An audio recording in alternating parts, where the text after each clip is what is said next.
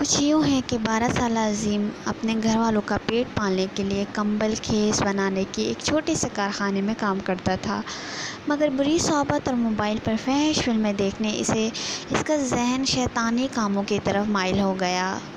اور پھر کیا تھا، وہ اتنی چھوٹی سی عمر میں 3 سالہ بچی کا قاتل بن گیا۔ یہ واقعہ تھانہ دہلی کے علاقے جاوید ٹاؤن شاہین آباد کا ہے۔ یہاں کے ایک رہائشی محمد الطاف نے اپنے گھر کے ایک کمرے میں 2 مشینیں لگا رکھی تھیں جن سے گرم کمبل اور خیز تیار کیے جاتے تھے۔ محمد الطاف کے پاس اس علاقے کا ہی رہائشی محمد ندیم آیا اور کہا کہ اس کے 6 بچے ہیں، میرے 11 سالہ بیٹے محمد عظیم کو کام پہ رکھ لو۔ محمد الطاف جو خود بھی 5 بچوں کا باپ تھا، اس نے محمد عظیم کو کام پر رکھ دیا، اس کو اپنے بچوں کی طرح پیار کیا۔ 3 ماہ گزرنے کے بعد محمد الطاف نے ملزم بچے کو ماہانہ 6,000 روپے تنخواہ دینی شروع کر دی۔ کام کے دوران عظیم بازار سے گھریلو سامان بھی لا کر دیتا تھا۔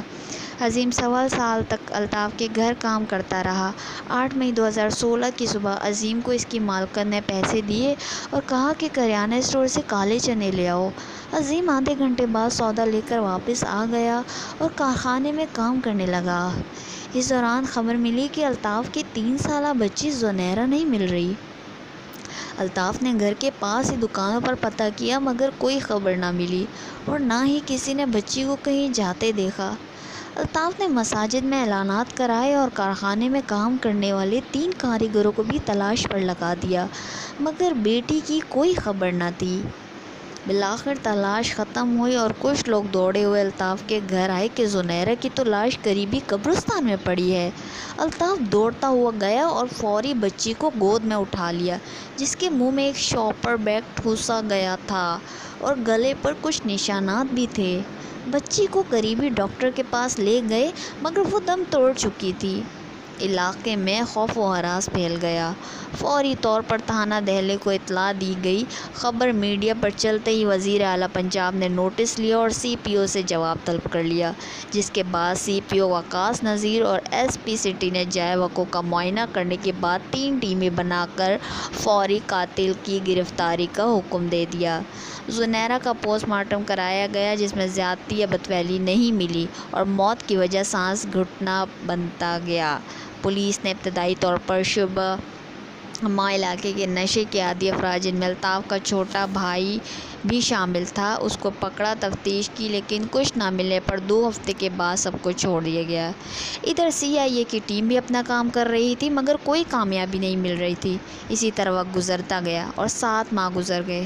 الطاف کا صبر جواب دے گیا اور پھر اہل خانہ نے الطاف کا ساتھ دیا اور C P O office, S P city کے آفس کے باہر احتجاجی مظاہرے کیے گئے مگر پولیس کو کیس اندھیری گلی میں ہی جاتا دکھائی دیا۔ دشمنی، لڑائی جھگڑے، ناراضگی، نشے کے عادی افراد، جرائم پیشہ افراد، کارخانے کے کاریگر، سب نے پولیس چھان بین کروا لی لیکن کچھ حاصل نہ ہوا۔ پھر اچانک انچارج انویسٹیگیشن قائم مقام ایس ایچ او یوسف مان کو 12 سالہ عظیم سے تفتیش کا خیال آیا۔ عظیم کے بارے میں پوچھا گیا تو پتہ چلا عظیم نے اچانک اپنے بازو پر بلیڈ مار کے خود کو زخمی کر لیا تھا۔ ایس ایچ او نے شک مزید بڑھنے پر اس کی مختلف زاویوں سے ریکی شروع کر دی اور بچے کے والد سے بچی کی لاش ملنے کا سارا واقعہ دوبارہ سنا۔